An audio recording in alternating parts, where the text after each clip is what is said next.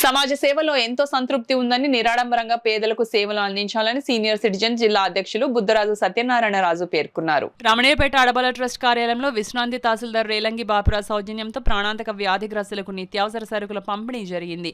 ఈ సందర్భంగా ఆయన మాట్లాడుతూ పరోపకారం ఎంతో ఉత్తమమైందన్నారు. తనకు నెల నెల వచ్చే పెన్షన్లో కొంత శాతాన్ని పేదల అభ్యున్నతికి ఉపయోగిస్తున్న బాపిరాజు సేవానిరతి అభినందనీయమని బుద్ధరాజు తెలిపారు. ఈ కార్యక్రమంలో అడబాల రత్నప్రసాద్, స్వామి తదితరులు పాల్గొన్నారు.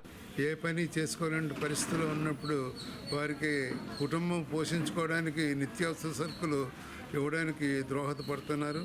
ఆయన 90 సంవత్సరాల్లో కూడా ఒక సీనియర్ సిటిజన్ అయ్యి కూడా మరి వారు పెన్షన్లోని ఏ ఆదాయం లేకపోయినా పెన్షన్లో కొంత భాగం వారికి ఇవ్వడం అభినందనీయం.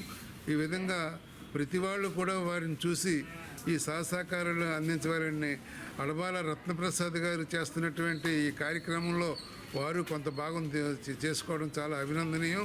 ఈ అడబాల రత్నప్రసాద్ గారు చేస్తున్న అడబాల ట్రస్ట్ ద్వారా ఇటువంటి కార్యక్రమాలు మరింత మంది వచ్చి ఈ 2వ శనివారంలోని ఇంకా అనేక మంది వచ్చి భాగం పంచుకొని వీళ్ళందరికీ సహకారాలు అందిస్తారని సీనియర్ సిటిజన్ ఆర్గనైజేషన్ నమస్కారం.